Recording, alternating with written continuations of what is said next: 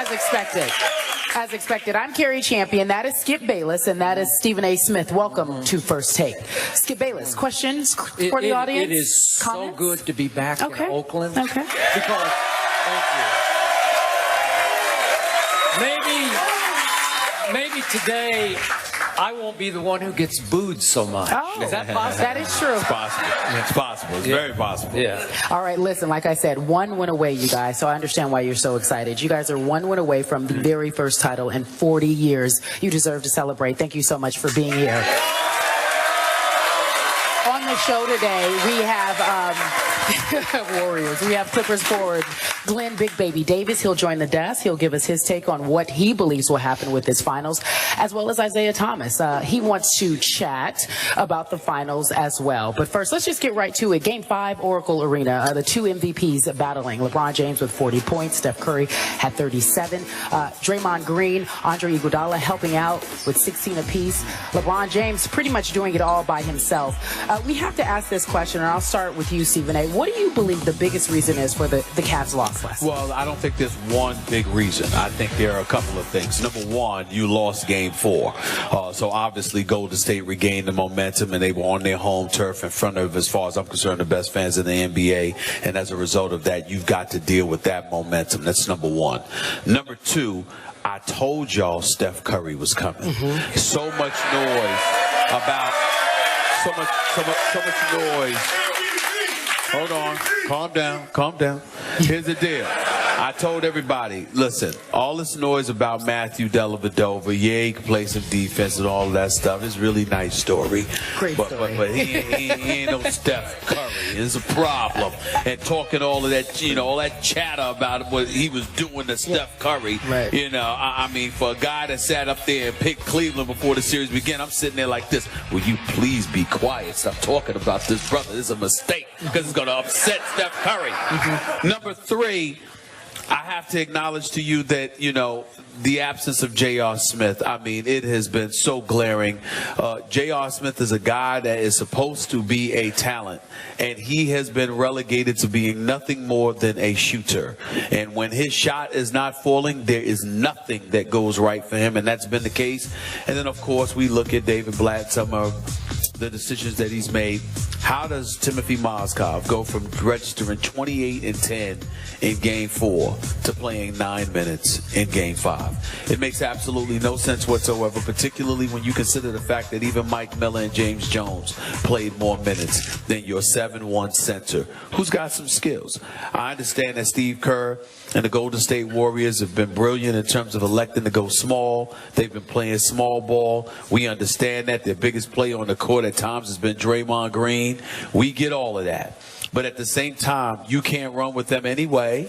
So why not try to change it up? Why not try to make them play your style by banging, getting physical, getting the ball inside and doing some damage? Unfortunately, that's not something they've elected to do, and that's why they find themselves down 3-2. It's a collection of things that are going on. It's not one thing, but those are just some of them.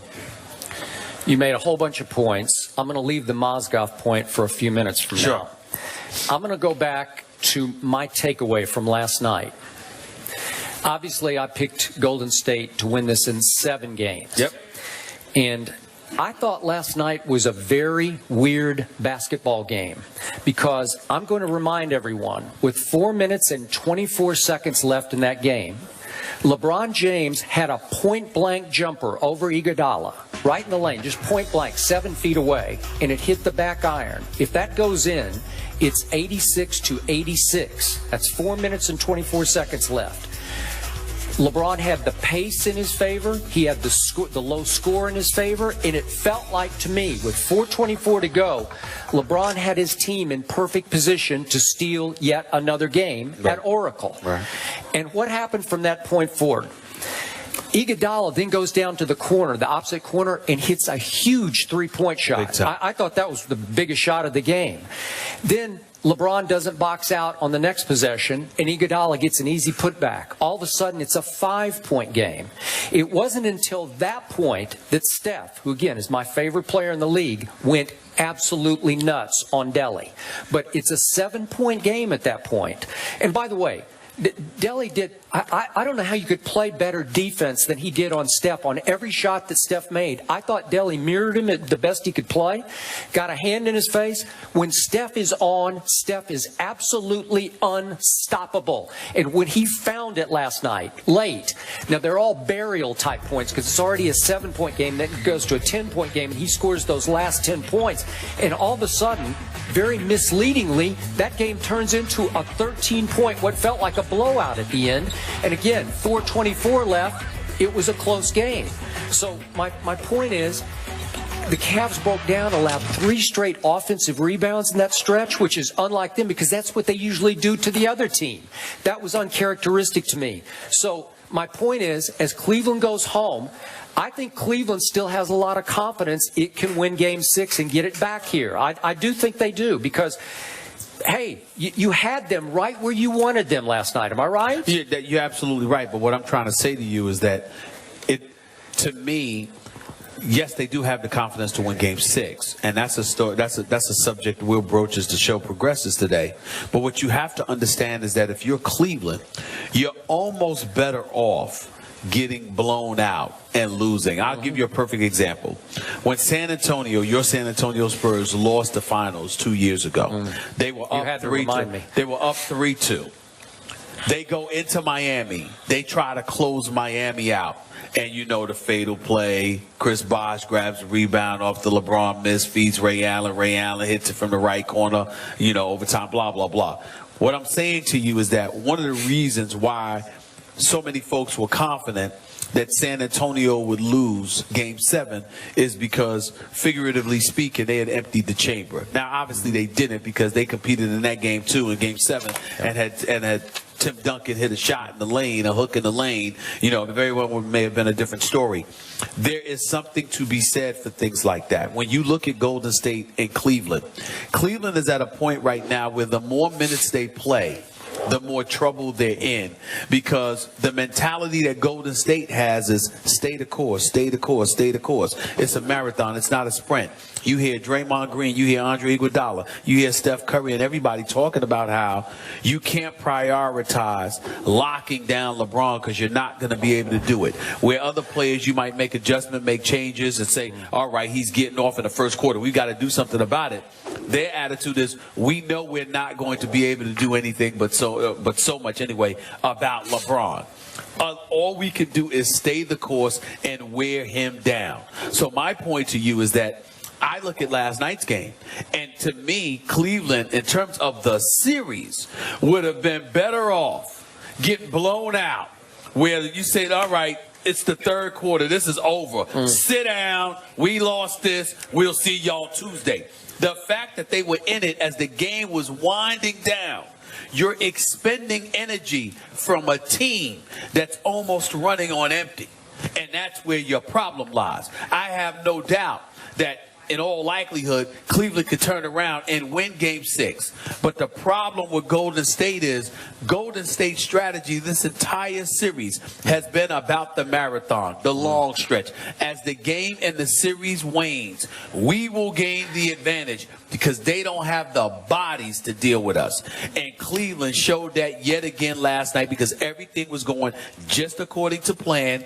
And in the last 4 minutes, they faded. That's your problem in this series, and that's why they're in trouble. Okay, back to your J.R. Smith point. This man does have talent, and it is explosive talent, and we saw it early. At one point, he obviously had a hot stretch, but he had 4 out of his first 8 shots. Right. And then all of a sudden, he disappears. Whose fault is that? Because they don't run plays for him. It wasn't until late in the game he had 2 force-up threes that he missed. But I thought he just faded from the offense. I was surprised they didn't feed the hot hand faster than they did, because off his hot stretch, there was 5 minutes that elapsed before he even got another shot. So he's not featured in the offense at all. It has to come on the fly. That's fair, and that's a coaching issue, no question. But I am not letting J.R. Smith off the hook, and I'm going to tell you why, the biggest reason why.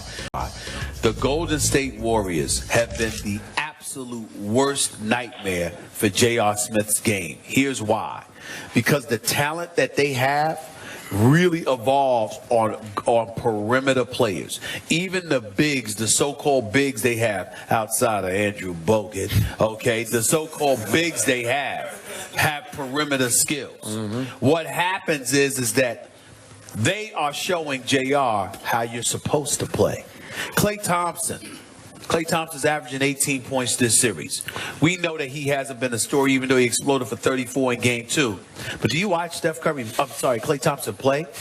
He's going to hit open shots. But if he's not hitting open shots, he might miss some. But he's creating space, getting his shot off. More importantly, he's causing problems because he's constantly in motion. He's cutting to the basket. He's getting fouled. Or he's distracting defenders away from a Steph Curry or away from a Draymond Green or away from an Andre Iguodala because of his movement without the basketball. All you kids out there who aspire to play basketball, understand, you don't just stand around and get the ball and go one-on-one. They want you to have the ability to do that because things break down, and if you have those kind of elite skills, that's better for you. But when you're playing within the confines of a structured basketball game, there is movement, there is spacing, and Klay Thompson knows how to do these things. J.R. Smith has been exposed as an individual who has talent, who can take you one-on-one sometimes, whose handle isn't great, but he can shoot and he can hit big shots and contest the shots. The problem is there's more to NBA basketball than just spotting up and shooting. If J.R. Smith moved without the basketball, the way that Klay Thompson moves without the basketball, J.R. Smith could go to the free throw line, y'all. He could score from the free throw line. If he got there, he never gets there. You know why? Because J.R. Smith is busy jacking up shots. That's it. And what I'm saying to you is that you have to be able to know how to move without the basketball. And the crime in all of that, he's been in the league long enough. He's supposed to know better. And I'm looking at other guards that are doing the kind of things that J.R. Smith has the ability to do. If he used this more and moved without the basketball, the Cleveland Cavaliers would be in a better position because he would be more productive. And that's the difference. Klay Thompson is playing the way J.R. Smith is supposed to be playing, but J.R. Smith doesn't use this the way Klay Thompson does. LeBron has to use this for JR. LeBron has to feature JR more in the offense.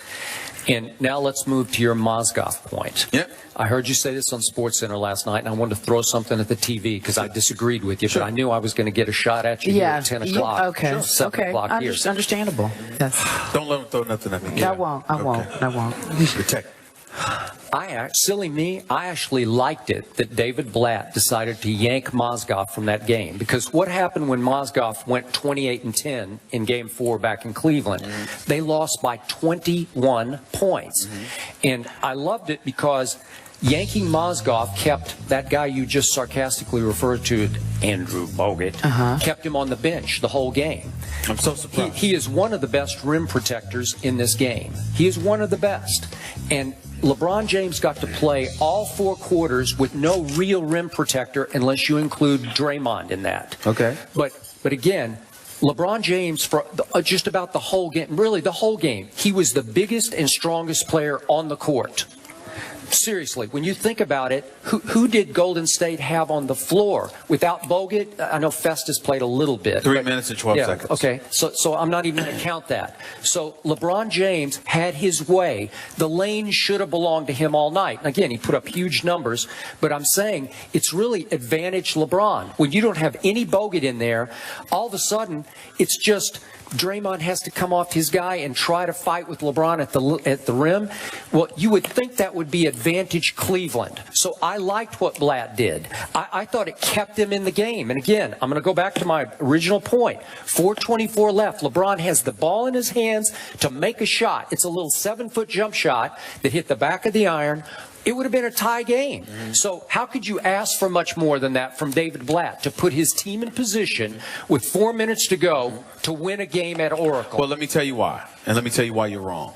Because we're playing chess, we ain't playing checkers. And I'm not sitting there and telling you that he was wrong in terms of okay, Timothy Mozgov being in the lineup is not our best option. I understand that because you're talking about going up against Golden State and they play small ball. But when you're playing chess, Skip, you've got to think about moves that are 3, 4, 5 steps ahead of the game. And I'm telling you that by not playing Mozgov, you gave the Golden State Warriors an opportunity to adjust because you threw something at them that they could familiarize themselves with and go from there practically all game long. You throw in a different look with Mozgov, with a Tristan Thompson. You have them spelling for one another, for example. You might go big with both of them for a few minutes. You can throw a myriad of looks at the Golden State Warriors. More importantly, you feed LeBron James from a comfort level. Yes, LeBron James had 40, 14, and 11. All of those things are true. But LeBron is not comfortable playing with his back to the basket. LeBron is not comfortable being in the post. He can do it. He's improved upon it. He has. But that's not where his comfort zone is. So when you take out a Bogut, and you don't have Festus up in there as well, and you go small with the Draymond along with an Andre Iguodala, you have to remember that when you're playing basketball, especially when you're a big guy, one of your nightmares is going up against quickness, not size. Because what happens is quickness are guys that are quick with their feet. And they can sit there and position themselves to defend you, to impede your movement. And that's where you saw LeBron in the lane sometimes. He was shooting awkward shots. That's because Iguodala was under him. Draymond Green was under him, and they were moving with him just as quick as he was in the post, which is something that would not have happened had Bogut been there. So if you know all of this stuff, because Steve Kerr knows it, Ron Adams, a brilliant defensive mind, knows this, they have to understand, again, we're talking fourth quarters. They're playing chess. David Blatt's playing checkers because he's sitting there saying, okay, this is what happened in game 4. Let me do this in game 5. He's adjusting game to game. Steve Kerr and the Golden State Warriors have been adjusting quarter to quarter over the last 2 games. And that's how you win championships. That's what I'm saying. If you look at Mozgov, Skip, you don't take a guy that did 28 and 10. By the way, the point that you used about game 5, how they were in it until the last possible minute, remember, with Mozgov and them going big, they were within 3 in the fourth quarter before everything collapsed in game 4. So what I'm saying is this. But it really collapsed. Yeah, but it 21. Well, that would have something to do with J.R. Smith shooting 2 of 12 and 0 for 8 from 3-point range. Him, Dellavedova, and Iman Shumpert combining for 3 of 22 shooting from 3-point range. That would have something to do with it. So they didn't show up. Help me out here. How many did LeBron score in the fourth quarter of game 4? Nothing. Zero. Why was that? He kept feeding Mozgov. He fed Mozgov. Mozgov wound up with the ball in his hands more for the whole game than LeBron James did. Yeah, but that's wrong. That's checkers. Yeah, but what I'm saying to you is he was exhausted. Yeah. He was exhausted. You can joke all you want to. We're being serious here. He was exhausted. And that's the point. And Mozgov, who ain't used to playing the way he's been playing, all of a sudden he was exhausted in the fourth quarter. That's what I mean when I say. Which fourth quarter do you like better? Game 4s or game 5s for the Cavaliers? For the Cavaliers? Yeah. I like game 5. Thank you. But what I'm saying is to get to get to that point, you could have won the game. If you had sat up there and spent the first 3 quarters spelling for them, you could have had Mozgov in there and put Tristan Thompson out. So Tristan Thompson could have been fresher late in the game. You could have done those things. I'm saying to you, when you know you 6, 7 deep max, you've got to play these games because you're not as young as Golden State and you're not as fast as Golden State. So you got to utilize these things. This is why one of the things that we're going to discuss at some point this week, we're going to discuss the future of David Blatt here because you got a lot of people looking at some of the errors here and they're like, yo, you've got to see better than this. Hey, I'm with you on David Blatt. This is just gut feeling on my part from what I'm hearing. I'm not sure he survives even if Cleveland miraculously wins Game 6 and Game 7. I'm not going to go that far, but I will tell you if they lose these finals, there are questions as to whether or not he will survive. He'll be back next year. I say no way. Yeah, I agree with you. I don't know. The question was, did Blatt blow it by not playing Timothy Mozgov? Skip says he liked it. I didn't mind it. I thought they were right there. All right, Stephen A. says not so much. You got to play him more than 9 minutes and 19 seconds. All right, you guys, after the break, what are we talking about? LeBron and the Cavs are now down 3-2. Can they come back to win it all? That is the discussion after the break. Lake Chalet Restaurant, they're on Lake Merritt, Oakland. Thanks for having us. We're happy to be here. First take on the road for the NBA Finals. We'll be right back in just a few moments.